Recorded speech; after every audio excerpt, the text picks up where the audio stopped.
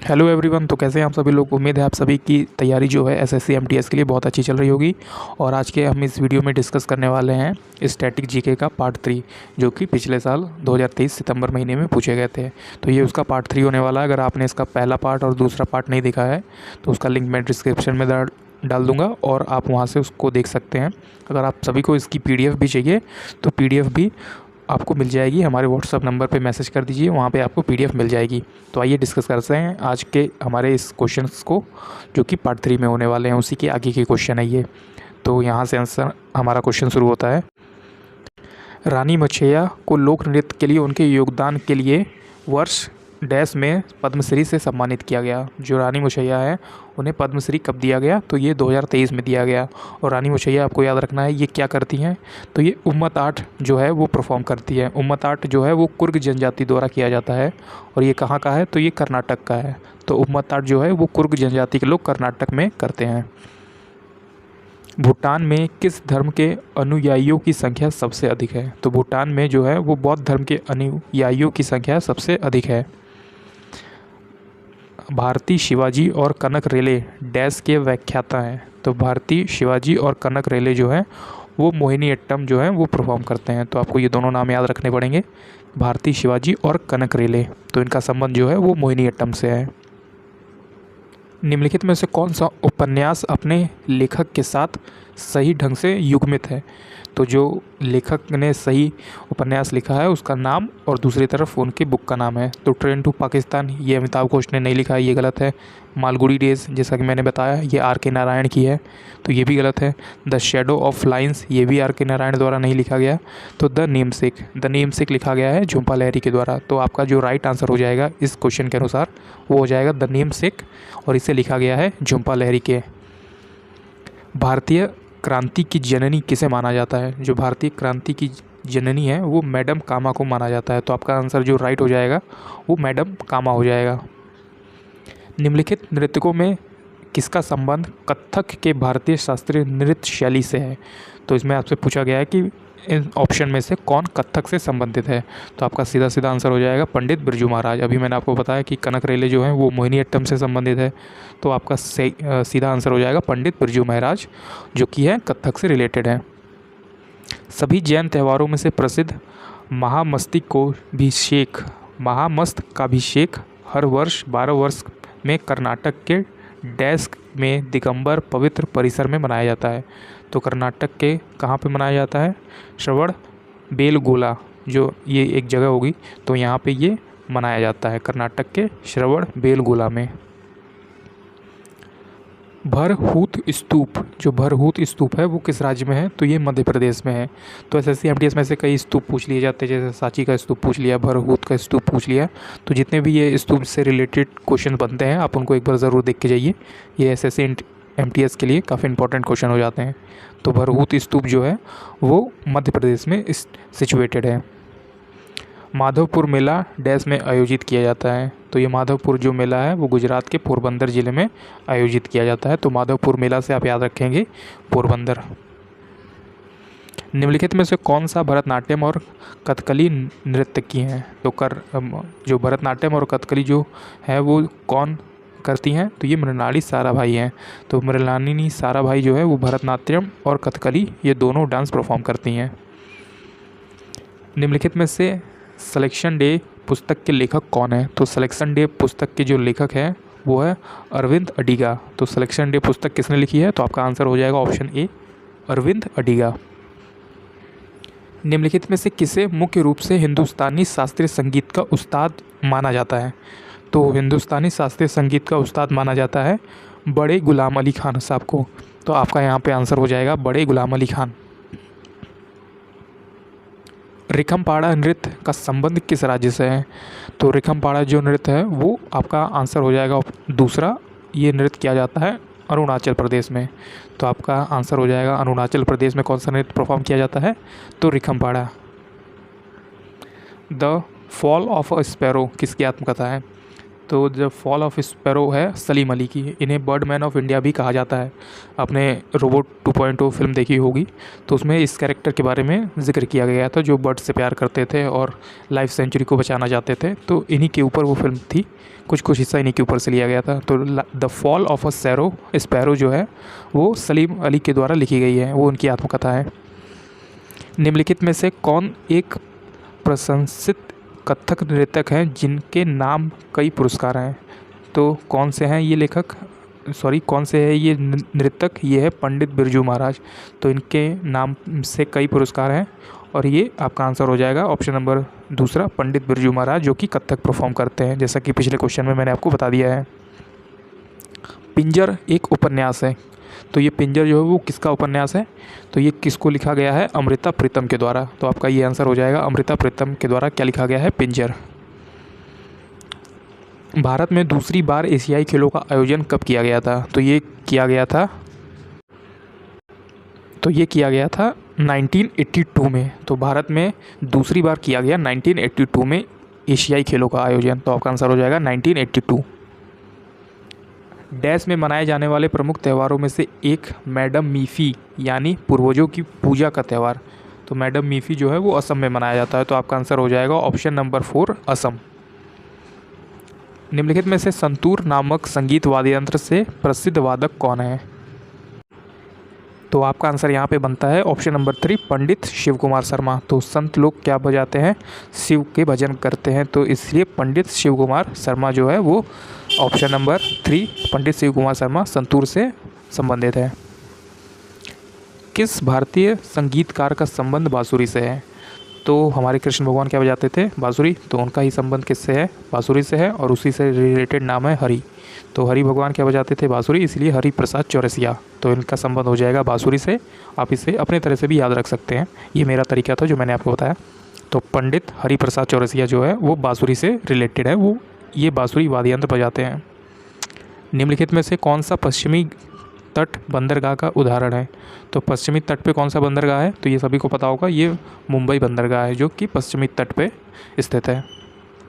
छऊ नृत्य, जिसे सांस्कृतिक मंत्रालय द्वारा शास्त्रीय नृत्य के रूप में पहचान दी गई, पूर्वी भारत में प्रचलित है और इसके 3 अलग अलग रूप हैं। निम्नलिखित में से कौन सा उनमें से एक नहीं है? तो जो 3 हैं वो हो जाते हैं पश्चिम बंगाल का पुरुलिया छऊ, उड़ीसा का मयूरभंज छऊ और झारखंड का सरायकेला छऊ। ये मान्यता प्राप्त छऊ हैं जिसको कि सरकार ने मान्यता दी है, लेकिन जो छत्तीसगढ़ का मरवाड़ी छऊ है ये उनमें से एक नहीं है और इसको मान्यता पहचान के रूप में नहीं दी गई है शास्त्रीय नृत्य के रूप में। तो इसलिए आपका आंसर हो जाएगा छत्तीसगढ़ का मरवाही छऊ, और बाकी के जो 3 हैं झारखंड, उड़ीसा और पश्चिम बंगाल का, ये मान्यता प्राप्त हैं। तो आपका आंसर पहला हो जाएगा छत्तीसगढ़ का मरवाड़ी छऊ। पंडित जानकी प्रसाद का संबंध किस कथक घराने से है? तो पंडित जानकी प्रसाद जो है वो बनारस घराने से संबंधित है, तो इनका संबंध भी बनारस से हो जाएगा। तो आपका राइट आंसर हो जाएगा ऑप्शन नंबर 4, बनारस। इनका संबंध किससे है? पंडित जानकी प्रसाद से। और लखनऊ के घराने से जो है वो है ईश्वरी प्रसाद। तो आपको ये नाम भी याद रखना पड़ेगा कि लखनऊ से ईश्वरी प्रसाद है और बनारस से हैं जो जानकी प्रसाद हैं। पुरुष में कबड्डी की कोर्ट की जो लंबाई है वो कितनी होती है? तो इसमें लंबाई पूछा है, तो आपकी लंबाई जो हो जाएगी वो 13 मीटर की हो जाएगी। तो आपसे जब भी कभी पूछे कि पुरुषों की कबड्डी मैदान की जो लंबाई होती है वो 13 मीटर की होती है, तो आपका आंसर जो हो जाएगा राइट, वो आंसर हो जाएगा 13। तो यहाँ पे सिर्फ लंबाई पूछी है तो 13 मीटर हो जाएगा। अगर आपसे चौड़ाई पूछे कि पुरुष के कबड्डी मैदान की चौड़ाई कितनी होती है तो वो 10 मीटर हो जाएगी। तो आप इन दोनों को एक साथ याद रख सकते हैं कि लंबाई गुणे चौड़ाई तो 13 और 10 में होती है, 13 गुणे 10 के अनुपात में होती है ये पुरुषों के मैदान की कोर्ट की जो लंबाई है। तो लंबाई पूछे तो 13, अगर चौड़ाई पूछे तो 10 हो जाएगी। एन अनसुटेबल बॉय किसकी आत्मकथा का शीर्षक है? तो अनसुटेबल बॉय जो है वो किसके द्वारा लिखा गया? वो करण जौहर के द्वारा लिखा गया है। तो आपका जो राइट आंसर हो जाएगा वो ऑप्शन नंबर 3, करण जौहर हो जाएगा। निम्नलिखित भारतीय गायकों में से किसे गज़ल किंग के नाम से भी जाना जाता है? तो सभी को पता होगा कि गज़ल किंग के नाम से किसे जाना जाता है, तो वो जगजीत सिंह को जाना जाता है। तो आपका जो राइट आंसर हो जाएगा ऑप्शन नंबर 1, जगजीत सिंह हो जाएगा।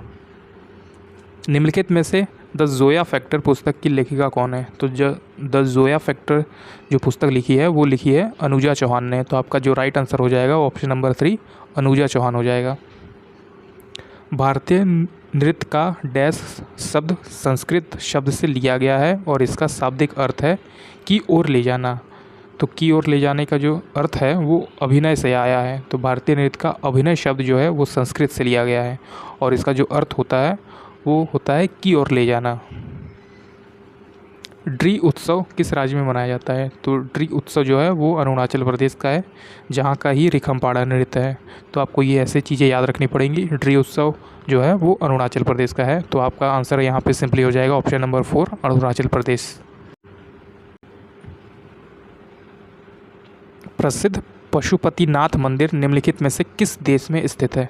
तो ये पशुपतिनाथ मंदिर जो है वो नेपाल राज्य में स्थित है, नेपाल देश में स्थित है। तो आपका जो राइट आंसर हो जाएगा वो नेपाल देश हो जाएगा, जो कि हमारे इंडिया की नेबरिंग कंट्री है। तो पशुपति मंदिर वहाँ पे ही स्थित है, नेपाल में। भारतीय नृत्य में किस रूप को कोमल और महिला प्रस्तुति के लिए उपयुक्त कहा गया है? तो कोमल और महिला प्रस्तुति के लिए लास्य नृत्य होता है। तो जिस भी हमारे भाई बहनों को पता होगा कि लास्य नृत्य कहाँ पे किया जाता है, तो आप हमें अपना आंसर नीचे कमेंट सेक्शन में बता सकते हैं। लास्य नृत्य कहाँ का है जो कि महिलाओं के रूप से कोमल और महिला प्रस्तुति के लिए उपयुक्त है। रुक्मणी देवी अरुंडेल जो का संबंध है वो किस शास्त्रीय नृत्य शैली से है? तो जो रुक्मणी देवी अरुंडेल का संबंध है वो है भरतनाट्यम से। तो आपका आंसर हो जाएगा ऑप्शन नंबर 3, भरतनाट्यम। तो रुक्मणी देवी अरुंडेल का संबंध जो है वो भरतनाट्यम से है। विंग्स ऑफ फायर ये बुक किसकी है? आपको ये बताना है, ये बहुत सिंपल है। तो विंग्स ऑफ फायर है APJ अब्दुल कलाम साहब की। भारत की जनगणना के अनुसार 2011 के अनुसार किस केंद्र शासित प्रदेश ने सबसे कम जनसंख्या वृद्धि दर दर्ज की है? तो आपका आंसर हो जाएगा लक्षद्वीप। तो इसमें सबसे कम जनसंख्या दर पूछी है जो कि केंद्र शासित प्रदेश की है। तो आपका आंसर हो जाएगा ऑप्शन नंबर 3, लक्षद्वीप। कथक नृत्य शैली एक महान हस्ती थी जिसे रविन्द्रनाथ टैगोर ने नृत्य सामग्री नृत्य की महारानी के रूप में वर्णित किया गया है। तो कथक नृत्य शैली की एक महान हस्ती कौन थी? तो आपका आंसर हो जाएगा ऑप्शन नंबर 1, सितारा देवी। क्योंकि ये साउथ में नहीं नॉर्थ में किया जाता है, तो इसलिए इनका नाम भी सितारा देवी से है। बाकी जो 3 है ये साउथ से रिलेटेड हैं, साउथ का जो डांस परफॉर्म है वो करती हैं।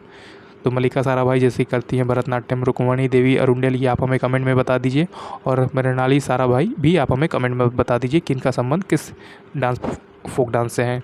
तो आपका यहाँ पे सीधा आंसर हो जाएगा ऑप्शन नंबर 1, सितारा देवी जो है वो कथक की महान हस्ती थी, जिन्होंने रविन्द्रनाथ टैगोर ने इन्हें कहा था नृत्य सामग्री और नृत्य की महारानी।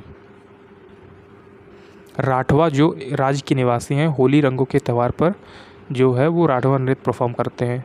तो राठवा के लोग जो है वो गुजरात में स्थित रहते हैं, तो गुजरात की ही एक निवासी हैं। तो वहाँ पे आपका आंसर हो जाएगा ऑप्शन नंबर बी, गुजरात। मन्ना डे डैश में क्षेत्र भारत की एक मशहूर शख्सियत थे। तो मन्ना डे जो संबंध है वो संगीत से हो जाता है। तो आपका आंसर हो जाएगा ऑप्शन नंबर 4, संगीत। काजीरंगा राष्ट्रीय उद्यान भारत में किस राज्य में स्थित है? तो ये सिंपल क्वेश्चन भी बनते हैं कई बार। तो काजीरंगा नेशनल पार्क जो है वो आपका असम में हो जाएगा। ऐसे भी और कई सारे नेशनल पार्क है जो MTS में पूछे गए हैं। तो आपका ये भी एक टॉपिक है, इसे आप अच्छे से पढ़ के जाइएगा।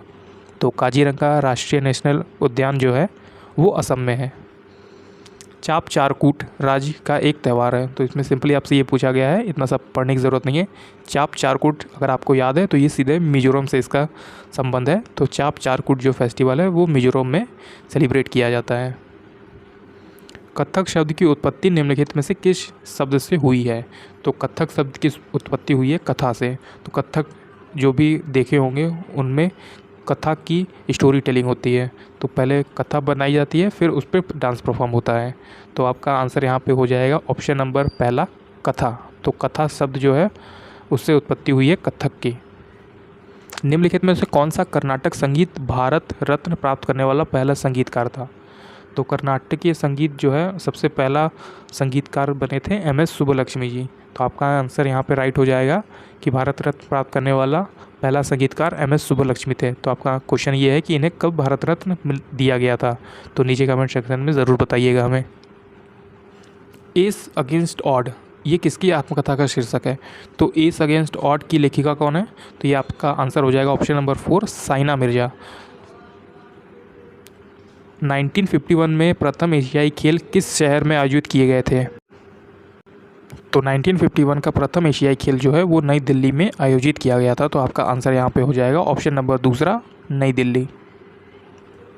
डैश नृत्य के प्रदर्शन में एक तरफ महिला द्वारा रास नृत्य किया जाता है, जबकि विपरीत या फिर दूसरी तरफ पुंगचोलम ड्रम और करताल झांझ बजाते हैं। तो ये पुंगचोलम जो है वो रिलेटेड है मणिपुरी से।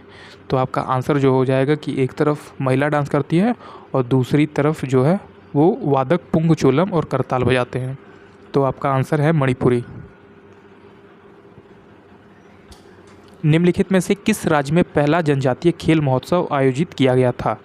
तो आपका आंसर है यहाँ पे ऑप्शन नंबर दूसरा, उड़ीसा। उड़ीसा में पहला जनजातीय खेल महोत्सव जो है वो आयोजित किया गया था। पहले खेलो इंडिया शीतकालीन खेलो इंडिया विंटर गेम्स जो है ये किस वर्ष आयोजित किया गया था? तो खेलो इंडिया विंटर गेम्स जो है वो 2020, जी हाँ, कोविड के टाइम पर ये आयोजित किया गया था, खेलो इंडिया विंटर गेम्स। फिल्म उपकार 1967 में जो आई थी उसके प्रसिद्ध गीत मेरे देश की धरती सोना उगले के गायक कौन थे? तो इसके गायक थे आपके ऑप्शन नंबर पहले, महेंद्र कपूर। महेंद्र कपूर ने फिल्म उपकार में जो गीत थी हमारे मेरे देश की धरती सोना उगले, ये गाया था महेंद्र कपूर ने। तो आपका जो राइट आंसर हो जाएगा वो महेंद्र कपूर है। श्री नारायण धर्म परिपालन योगम, श्री नारायण धर्म परिपालन योगम की स्थापना कहाँ की गई थी? तो ये इसका आंसर हो जाएगा, ये काफ़ी टफ क्वेश्चन बन जाते हैं कई बार, तो फिर भी आप इसे याद कर लीजिए। श्री नारायण धर्म परिपालन योगम जो है वो केरल में इसकी स्थापना की गई थी। भारत में औस, अमन और बोरो शब्द का संबंध निम्नलिखित में से किस फसल से है?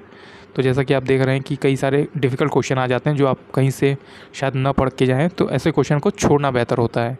आप अगर जल्दीबाजी में टिक करके आ जाते हैं या सोचते हैं कि मेरे तो कम अटैम्प्ट हुए हैं पर मुझे टिक करना है, तो ऐसी गलती मत कीजिएगा, इससे आपके सिलेक्शन के चांस कम होते जाते हैं। तो ऐसे में इसका आंसर हो जाएगा ऑप्शन नंबर पहला, धान। तो धान की जो किस्में होती हैं वो औस होती है, अमन होती है, बोरो होती है। तो आपका सही आंसर है ऑप्शन नंबर पहला, धान। निम्नलिखित में से कौन सी फसल काली मिट्टी के लिए सबसे उपयुक्त है? तो काली मिट्टी के लिए सबसे उपयुक्त मानी जाती है कपास। तो कौन सी फसल होती है? कपास की फसल जो है वो काली मिट्टी के लिए सबसे अच्छी है या फिर सबसे उपयुक्त मानी जाती है। निम्नलिखित में से उस भारतीय गायक या गायिका की पहचान कीजिए जिसे भारत ने पहले प्रधानमंत्री पंडित जवाहरलाल नेहरू ने सामने मेरे वतन के लोगों जरा आँख में भर लो पानी गाना गाया था। तो आपका आंसर हो जाएगा ऑप्शन नंबर 3, लता मंगेशकर ने भारत के पहले प्रधानमंत्री जवाहरलाल नेहरू के सामने ये सॉन्ग गाया था, ए मेरे वतन के लोगों जरा आँख में भर लो पानी। निम्नलिखित में से उपन्यास और उसके लेखक की सही जोड़ी का पहचान कीजिए। तो इसमें आपको इस लेखक ने ये बुक लिखी है कि नहीं, इसमें आपको ये बताना है। तो आपका आंसर है 7 समर्स जो है वो मुल्क राज आनंद के द्वारा लिखी गई है, और इसका जो राइट आंसर है वो चौथा हो जाएगा, 7 समर्स। आप याद कर लीजिए, 7 समर्स मुल्क राज आनंद के द्वारा लिखी गई है। भारत की जनगणना 2011 के अनुसार महिला साक्षरता दर जो है वो कितना दर्ज किया गया था?